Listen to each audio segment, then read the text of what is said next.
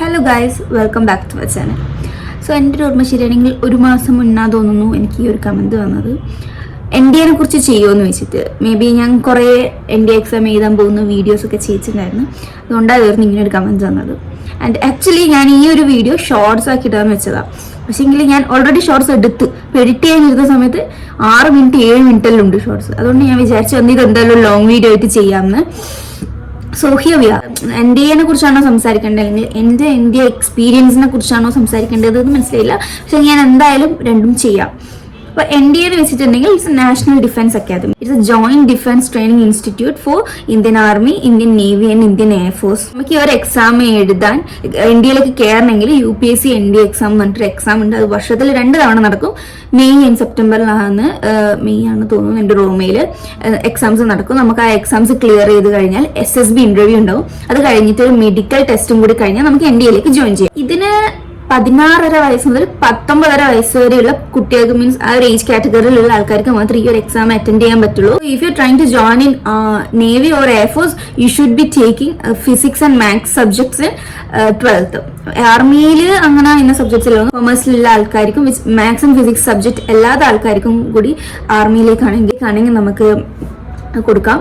ഇപ്പം SSB interview, medical എല്ലാം complete ആക്കി കഴിഞ്ഞിട്ടുണ്ടെങ്കിൽ 3 ഇയർ അക്കാഡമിക്സ് ഉണ്ടാകും. അത് കഴിഞ്ഞിട്ട് മിലിറ്ററി ട്രെയിനിങ്. അപ്പോൾ ഇപ്പോൾ ആർമിയിലേക്കാണെങ്കിൽ then they will be going to IMA, നേവിയിലേക്കാണെങ്കിൽ INA, ആൻഡ് എയർഫോഴ്സിലേക്കാണെങ്കിൽ AFA പോകും. ഈ മെഡിക്കൽ ട്രെയിനിങ് അത് ഭയങ്കര, നിങ്ങൾക്കറിയാം, ഡിഫൻസിലേക്കുള്ള മെഡിക്കൽ ടെസ്റ്റ് എല്ലാം ഭയങ്കര ഇമ്പോർട്ടൻ്റ് ആണ് അവർക്ക്. 2021 മുതലാണ് ഫീമെയിൽസിന് NDA എക്സാം എഴുതാൻ ഉള്ള ഇത് കിട്ടിയത്. ഇപ്പൊ 2022 തോന്നുന്നു ഫസ്റ്റ് ഫീമെയിൽ കാഡറ്റ് ബാച്ച് ഇറങ്ങിയത്. That's NDA. ആൻഡ് ഞാൻ ഇങ്ങനെ NDAയിലേക്ക് എത്തിപ്പെട്ടു എന്ന് വെച്ചിട്ടുണ്ടെങ്കിൽ ലൈക്ക് അതിന് മുന്നേ വേറൊരു കഥ കൂടി പറയാനുണ്ട്. ഞാൻ എൻ്റെ ഓർമ്മ ശരിയാണെങ്കിൽ ഞാൻ സെക്കൻഡിലോ തേർഡിലോ പഠിക്കുമ്പോഴാണ് എൻ്റെ അമ്മക്ക് പോലീസിലേക്ക് സെലക്ഷൻ കിട്ടിയത്. അങ്ങനെ ട്രെയിനിങ്ങിനൊക്കെ പോയി യൂണിഫോം ജോബിനോട് അന്നേരം എനിക്കൊരു ക്രഷ് തോന്നിയിട്ടുണ്ടായിരുന്നു.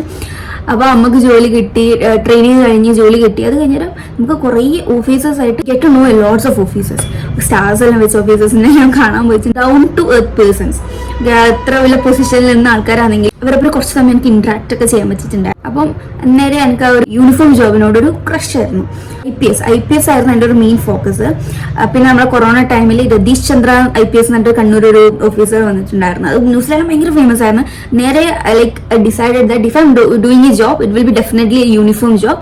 ആ ടൈമിൽ അത് IPS ആയിരുന്നു. IAS വലിയൊരു താല്പര്യമില്ല, ബിക്കോസ് യൂണിഫോം അല്ലല്ലോ അത്. ആ ഒരു വൈബായിരുന്നു എൻ്റെ ഒരു മൈൻഡിൽ. I have a friend, okay, അതോടെ 7th വരെ പഠിച്ചതാണ്. ആൻഡ് 8, 9, 10 വേറെ സ്കൂളിൽ പോയി. അങ്ങനെ +1, +2 നമ്മൾ വീണ്ടും ഒപ്പരം പഠിക്കാൻ തുടങ്ങി. He was so serious about Indian navy. അങ്ങനെയാണ് ഫസ്റ്റ് ടൈം ഞാൻ NDAയെ കുറിച്ച് അറിയുന്നത് തന്നെ.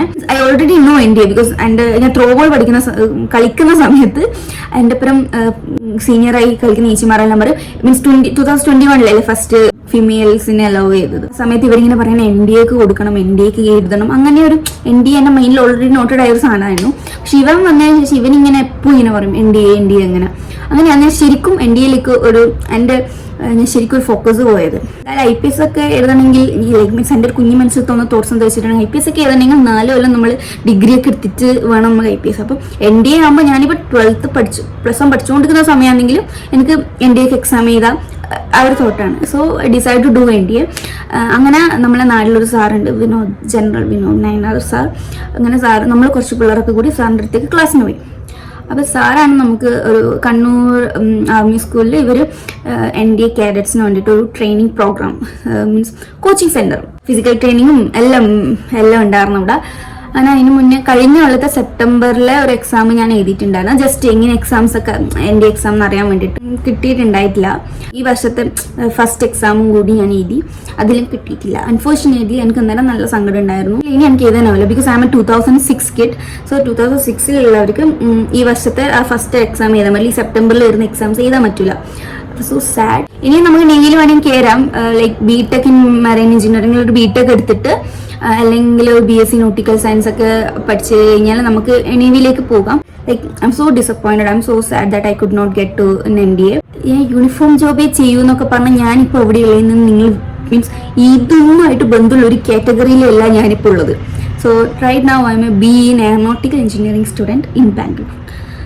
Like ഇത് ഞാൻ പറയുമ്പോൾ I myself was so surprised. Because ഞാൻ എന്നെ ഇങ്ങനെ ഒരു പൊസിഷനിൽ ഞാൻ ഇതുവരെ എന്നെ സങ്കല്പിച്ചിട്ട് പോലുമില്ല.